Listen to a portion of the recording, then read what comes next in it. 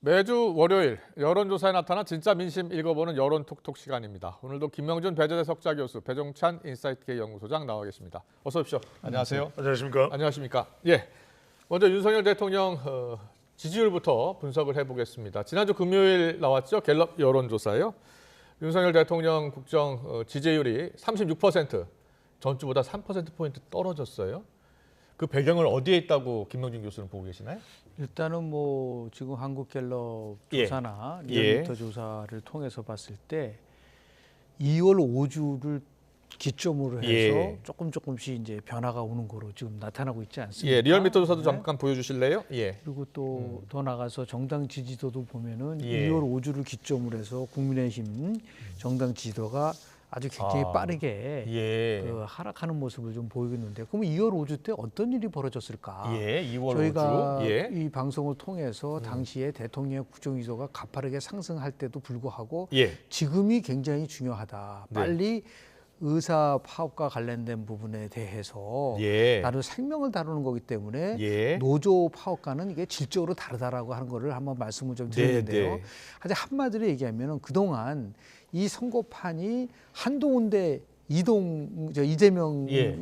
저 대표의 구도였다가 2월 5주를 시작을 하면서 구도가 자연스럽게 윤석열 대통령이 재소환되고, 거기에 나가서 지금 뭐 얘기하는 이종석 장관 문제라든지 의사 파업 문제라든지 예. 등등 이런 것들이 겹치면서 예. 더 중요한 거는 조국 혁신당이 만들어지고 조국 전 장관이 딱 등장을 하면서 마치 네. 그 두 윤석열 조국이라는 이 두 인물이 결국 이 그렇군요. 판을 지금 나름대로 요 시점에서는요 흔들고 네. 있는데, 예. 다시 또 말씀을 좀 드리면 요 시점이지 이 이후에도 이게 지속될 거냐 안 될 거냐는 네. 좀 더 지켜봐야 되고, 그 변수에 대해서는 나중에 말씀을 드리도록 하겠습니다. 좋습니다. 선거 구도가 바뀌고 있다. 특히 2월 5주째부터 이렇게 분석을 해주셨어요. 그런 영향이 없다고 할 수가 없겠죠. 네.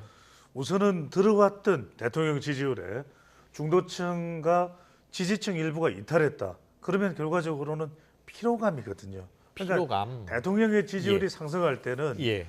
그 상승 추세를 탄력을 받도록 하는 추가적인 조치가 있어야 됩니다. 그래야 네. 탁 하고 쳐주면서 지지율이 또 더 올라가거든요. 우리가 일단 지지율이 내려갈 수도 있겠다는 신호를 감지한 것은 예. 이 한국갤럽 조사에서 그래프를 보여주시면 34, 39, 39 나란히 네, 갔잖아요. 네. 그러면 내려올 수도 있겠다. 이게 피로감의 신호거든요. 그래서 이번에도 보면 긍정평가 이후에 의대 정원 확대가 가장 높지만 직전 예. 조사하고 비교를 해보면 마이너스 5%포인트가 빠졌어요. 잠깐만요. 긍정평가 이유, 갤럽 긍정평가 이유 좀 보여주세요. 네, 의대 정원 증원 관련해서 좀 변화가 있다는 말씀 해주셨어요. 그렇습니다. 긍정평가 이유가 예. 여전히 가장 높지만 의대 정원 확대가 23%로 대통령 긍정평가 이유 중에 가장 높지만 예. 직전 조사와 대비하면 마이너스 5%포인트가 빠진 거예요. 아, 그래요? 예. 그런 상황에다가 지금 사과 하나에 얼마죠? 네. 5천 원 이상입니다. 경제, 민생, 물가 그렇군요. 더 신경 쓰이는 상황이거든요. 예. 그러니까 여기에다가 민주당의 공천 파장으로 얻어갔던 대통령의 정치적 반사 이익도 빠져나간 겁니다. 그러니까 그렇군요. 피로감이 생기기 전에 탁 하고 영양제 성분을 한 번 더 쳐줬어야 되는데 그 부분이 아쉽고 예. 없었다. 이렇게 봐야겠죠. 알겠습니다. 계속해서 정당 지지도 갤럽 조사부터 볼게요. 정당 지지도에서 약간의 변화가 있었고요. 자, 보여주세요. 국민의힘이 전주와 같은 37%였는데 민주당이 1%포인트 올라서 32%, 조국혁신당도 1%포인트 올라서 7%를 기록했고요. 비례정당 투표도 볼까요?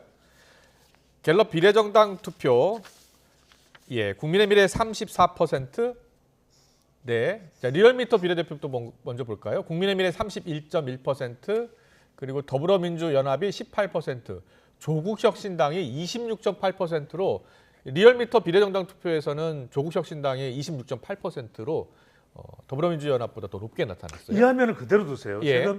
제가 왜 국민의힘에 비상이 걸렸냐면 예. 한 2주 전만 해도 이 공천 파장으로 정치적 반사이익과 또 한동훈 효과로 잔뜩 얻어갔던 예. 지지율 상승을 얻어갔던 것이 국민의힘인데 비례 정당 투표를 보시면은 예. 하나는 우리 김영준 교수께서 아주 예리하게 말씀을 해주셨듯이 더불어민주연합보다 어디가 더 높죠? 조국혁신당이 높게 나타났습니다. 높아요. 리얼미터 비례대표 정당 투표입니다. 더 높다는 겁니다. 이 이야기는 뭐냐면 조국혁신당이 부각되면서 이제 이 한동훈 대 이재명 대결 구도가 윤석열 대통령 대 조국 구도가 나타나는 거예요. 예. 그러니까 오히려 이재명의 더불어민주당의 위성정당인 더불어민주연합보다도 더 높습니다. 그런데 이걸 국민의힘에서 간단하게 보면 안 되는 게 방금 예. 전에 국민의 미래 순번 발표를 했지만 31.1입니다. 예. 310일 아니에요. 31.1인데 지금 더불어민주연합과 조국혁신당을 더하면 얼마죠? 44.8이에요. 그렇네요. 예. 44.8이면 약 13점, 약이 아니라 정확하게 13.7% 포인트가 더 많아요. 아. 그러니까 이걸 간단히 보면 안 되는 예. 게 비례대표 정당 투표에서 지금 범민주 계열, 예. 그러니까 더불어민주 플러스 조국이죠. 예. 더 늘어나고 있어요. 시간이 지나면서 더 늘어나고 있어요. 국민의 미래는 그대로예요. 제자리예요. 그렇군요. 오히려 조금 빠지기까지 해요. 예. 이걸 어떻게 하느냐가 지금 위기 상황이 되고 있는 것으로 보입니다. 야, 그럼 갤럽 비례대표 정당 투표도 볼까요? 예. 갤럽은 국민의힘 비례정당 34, 더불어민주당 중심의 비례연합 정당 24, 조국혁신당 19 이렇게 나왔습니다. 김명준 교수는 어떻게 보고 계세요? 일단은 뭐 어떤 조사기관의 수치를 활용하에 따라 달라지는데요. 네. 먼저 시점에 대해서 말씀을 좀 드리겠습니다. 예. 지금 한국갤럽에서 조사한 거는 3월 12일서부터 14일까지고요. 예, 3월 12일부터 리얼미터는 14. 14일서부터 15일까지이기 그러네요. 때문에 목요일, 정당 금요일이고, 지도는요. 예. 그러니까 일단은 리얼미터께 최근 거라고 볼 수가 있지만 예. 여하튼 간에 큰 흐름은 뭐 조국신당의 비례대표 투표 정당에서 상승하고 있다는 거는 분명히 이제 맞는 거라고 볼 수가 그렇군요. 있는데요. 예. 이런 현상이 나타나는 게 예. 2월 5주 전까지 리얼미터 조사에 의하면 39.1, 43.5, 46.7로 계속해서 2월 5주까지는 상승을 하고 있다가 네. 2월 5주서부터는 46.7, 41.9, 지금 37.9로 떨어진 겁니다. 예. 그러니까 이게 아까 얘기한 2월 5주가 일종의 터닝 포인트가 됐고, 그러니까 결국은 이제 민주당의 공천이 어느 정도 마무리되는 부분들이라고 좀 보는데요. 예. 그렇다고 한다면 이게 지금 리얼미터에서 정말 18%까지 더불어민주연합이 떨어질 수 있을 것인가에 예. 대해서는 뭐 예. 앞으로 추후에 조사를 좀 해봐야 되겠지만은요. 네. 그런데 실제로 리얼미터에서 26.8%가 나온 가장 큰 요인이 뭘까라고 보면은 예. 29세 젊은 세대에서 조국 혁신당을 21.9%를 찍는다고 얘기를 했고요. 예. 그리고 30대에서는 26.6%로 얘기를 했는데 이 부분은 갤럽과 상당한 차이가 있어요. 아. 그 갤럽에서는 예. 18세, 19세에서 조국 신당을 찍는다는 표현이 2%밖에 안 나옵니다. 예. 그러면 한쪽에서는 20%가 나오고 예. 한쪽에서는 2%밖에 안 나온다는 이 부분에 대한 것들은 여전히 그렇군요. 굉장히 20대, 30대의 젊은 층에서 유동적일 수밖에 예. 없다는 건 다만 심층적으로 분석을 해보면 지금 한국갤럽에서도 네. 호남에서 조국 혁신당이 35%, 아. 진보 39%, 예. 40대 34%, 50대가 31%예요.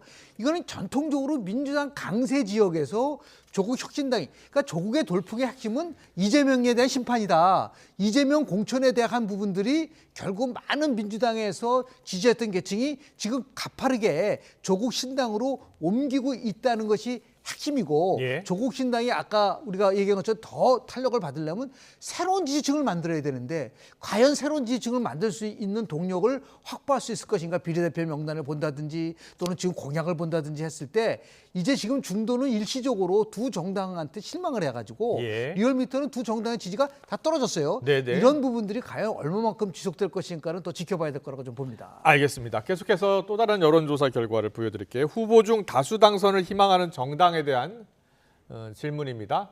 여당 후보가 다수 당선돼야 한다 40%, 야당 후보가 다수 당선돼야 한다가 49%의 응답을 기록을 했는데 지난주 여당 대 범야권 구도와 비교해서 분석을 하면 어떻습니까? 이게 이제 총선 구도라고 볼 수가 있는 겁니다. 총선 구도예요, 그러니까 이것도. 총선 구도니까 우리가 두 가지 포인트를 봅니다.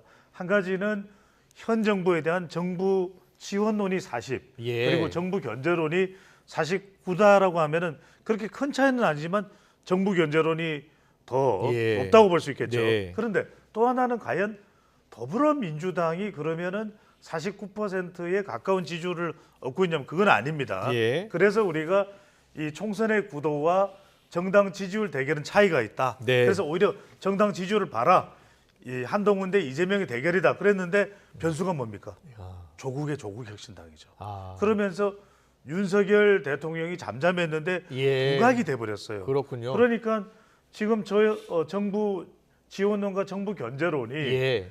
조국 혁신당까지 포함하면 저 구도 화면에서 보는 저 구도대로 갈지도 몰라, 갈 수도 있어 이런 상황이 될 수도 있다라는 거예요. 예. 그런 점에서 굉장히 지금 조국 변수 자체는 국민의힘에는 부담이 됩니다. 조금만 더 말씀드릴게요. 네, 네. 최대한 짧게. 그래서 지금 보면은 지역을 보면은 중도와 또 수도권과 2030 MZ 세대가 중요한데 서울은 상당히 좀 팽팽합니다. 정당 지지율의 구도상. 근데 민주당의 경우에는 공천 이후의 국면이 중요합니다. 이른바 이재명 대표가 안고 있는 이 리스크를 해소하기 위해서 김부겸, 이해찬, 선봉에는 조국 이렇게 등장이 됐단 말이에요. 예. 그런데 오로지 지금 국민의힘은 한동훈이에요. 기성전 한동훈. 예. 그런 상황이기 때문에 상당히 피로감이 누적돼 있다. 그러다 보니까 최근에는 이종섭 전 장관과 관련해서 약간 대결 구도가 만들어지는 것처럼 예. 잠시 뒤에 또 다룰 겁니다. 비칠 수도 있으면 잠시 뒤에 예. 말씀드릴게요. 그런 상황 자체가 국민의힘에는 적지 않은 부담이 되기 때문에 빨리 누군가 쌍끌이를 할 수 있는 파트너가 국민의힘으로서는 한 위원장으로서는 필요해 보입니다. 알겠습니다. 실제로 예. 보면 저 지표가 그동안 계속 나왔었던 지표고 네. 가장 많이 차이가 났을 때는 16%포인트까지 차이가 났었어요. 그랬군요. 그런데 예. 이번 갤럽 조사에서는 9%포인트 네. 차이로 좁아들었다 하더라도 왜 저 지표를 관심 있게 봐야 되냐면 예. 저 지표에서 만약에 전반적인 추세에서 윤석열 정부 심판론이 나오면 저거대가 굉장히 강하게 작용됐었던 거라고 볼 수밖에 없었던 거죠. 예. 그동안은 이제 한동훈 비대위원장 그 구도로 전환됐기 때문에 대통령의 나름대로 이러한 심판론이 부분이 많이 희석화 됐는데 네. 결국 최근에 있는 몇 가지의 그런 뭐 이정섭 장관 문제라든지 아니면 지금 의사 파업의 장기화 문제라든지 이런 여러 가지 그 설화 문제로 다시 소환된 거예요. 아. 그러니까 다시 말씀을 드리면 예. 한동훈 비대위원장에 피로감이 있는 게 아니라 예.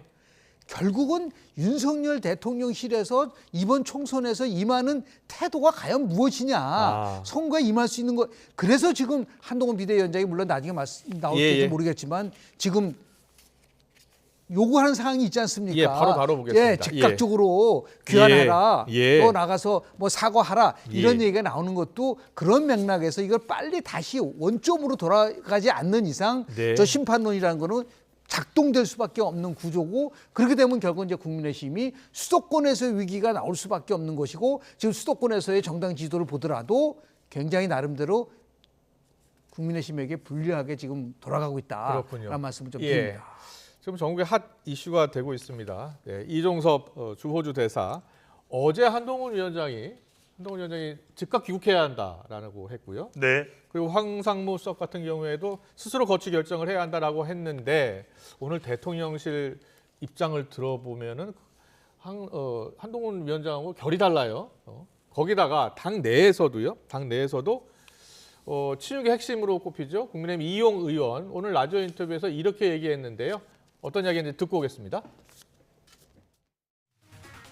아, 그러면 대통령실에서도 이종섭 호주 대사 즉각 귀국시키는 게 맞다? 저는 그렇게 생각합니다. 아, 그래요? 네네. 예. 황상무 시민사회 수석은 어떻게 하는 게 맞다고 보세요? 황상무 수석도 좀 그렇습니다. 사과는 충분히 좀 했고, 예.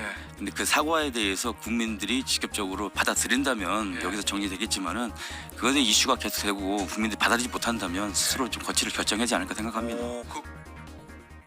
이 대통령실에서 오늘 나온 입장을 보면 이종섭 대사를 무작정 귀국시킬 수는 없다. 매우 부적절하다라고 이야기를 했고 언론에 압력을 행사한 적이 없다라는 이야기를 했어요. 지금 이 사안을 앞서 대통령실이 바라보는 시각에 대해서 네. 좀 문제다 이렇게 보고 계시는 그렇습니다. 거예요? 예. 왜냐하면 지금 이 부분에 대해서 예.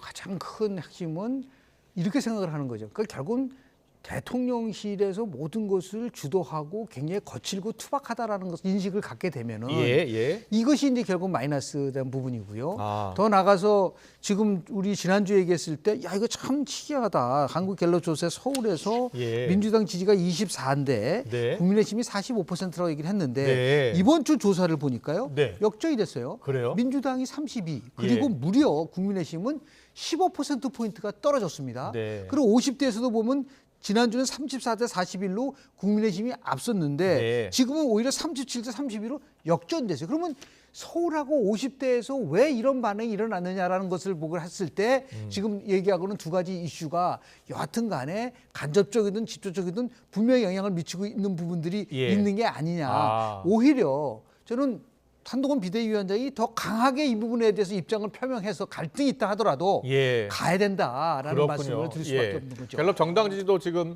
지역별로 보고 계시는데 네. 서울 같은 경우에는 15%포인트 떨어진 30 그리고 민주당이 8%포인트 오른 32를 기록한 것으로 나타났습니다. 자, 지금 이 한동훈 비대위원장과 대통령실의 지금 그 갈등 조짐 어떻게 보고 계세요? 서울이죠. 예. 그러니까 바로 위기감입니다. 예. 이용 의원이 지난번에 이른바 윤한 충돌 때는 윤석열 대통령 편에 섰어요. 네. 한 위원장이 좀 조치가 필요할 것 같아요. 예. 이랬는데 이번에는 라디오 방송에서 단호하죠.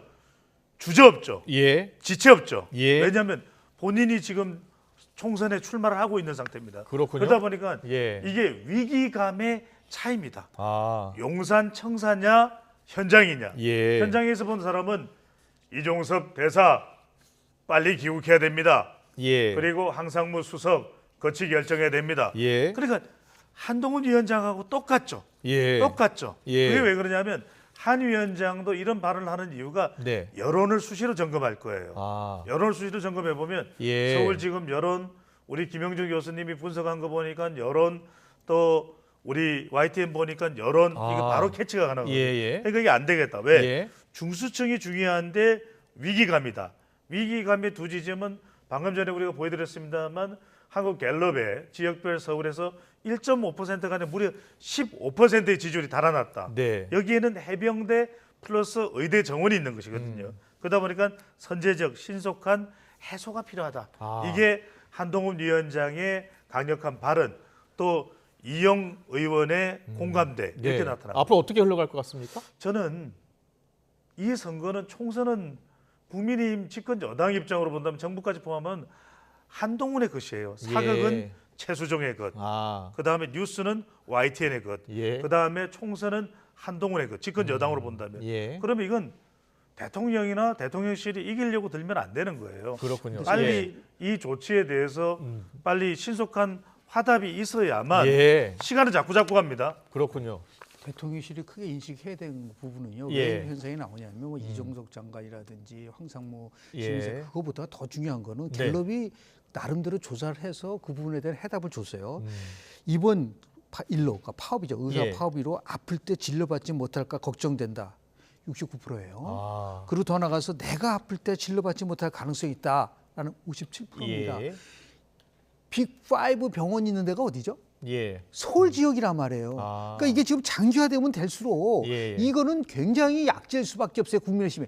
이 문제, 의사 파업 문제와 관련돼서 한동훈 비대위원장이 나름대로 고뇌의 결단을 내려야 된다. 네. 이걸 풀 수 있는 의지를 보여주고 예. 거기에 나름대로 충돌이 되든 안 되든 그런 모습을 보여줘야지 또 다른 반전이 올 수 있는 것이지 이 문제를 안 건드리고 의사 우리 파업 문제와 관련돼서 의료 지금 장기화되고 있는데 파업이 이 문제 없이는 제가 볼 때 시간이 가면 갈수록 굉장히 국민의힘한테는 불리할 수밖에 없는 구도라는 거를 빨리 대통령실도 인식을 해야 되고 예. 그리고 국민의힘의 비대위 지금 비대위가 전혀 목소리가 안 나오잖아요. 예. 그러니까 국민들로 봤을 때는 뭔가 새로운 거를 추구하는 그런 거라고 봤는데 아무런 목소리가 안 나오는 것에 대한 실망감 이런 것들이 작용되고 있다는 걸 분명히 인식해야 된다고 저는 봅니다. 알겠습니다. 민주당 이야기 해볼게요. 크고 작은 갈등 속에 공천 마무리한 민주당 내부도 조금 술렁이고 있는데요. 과거 양문석 후보가 쓴 칼럼 내용이 노무현 전 대통령을 비하했다면서 공천을 재고해야 한다는 주장들이 나오고 있습니다. 하지만 당내 여론은 좀 다르죠. 먼저 홍익표 원내대표 목소리 듣고 오겠습니다.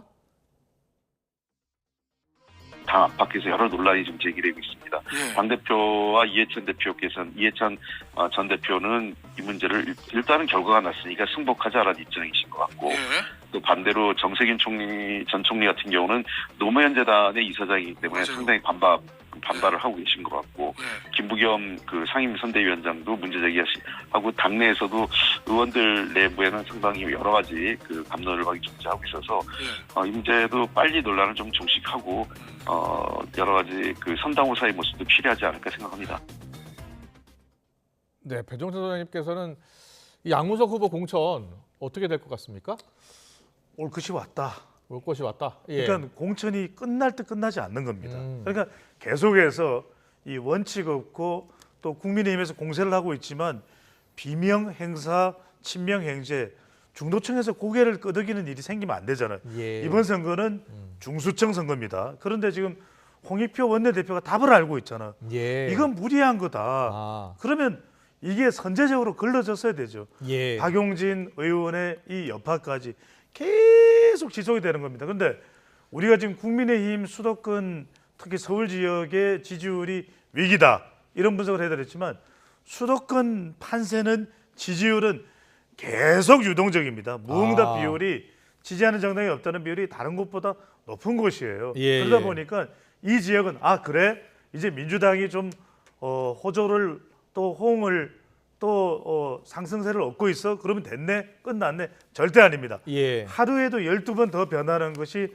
수도권 판세라면 적어도 공천 파장은 일단락 했어야죠. 아. 그런데 이 공천 파장 비명 행사 친명 행제 중도층이 고개를 끄덕이면 안 되잖아요. 근데 예. 홍익표 원내대표가 답을 알고 있고 그런 예. 답변을 하는 것은 빨리 이 부분을 일단락 마무리시키지 못하면 이게 지금 민주당으로서는 가장 큰 골치 덩어리가 될 가능성이 높다고 봐야죠. 실제로 보면요, 이 문제는 굉장히 심각한 문제예요. 두 가지 예. 면인데요. 예. 지금 민주당 당사가 하면은 세 분의 사진이 걸려 있어요. 네. 김대중, 노무현, 그리고 문재인인데 대통령. 예. 그 당사에 걸려 있는 노무현 대통령을 향해서 매국노라고 불량품이라고 얘기하는 그 사람이 공천을 받는다?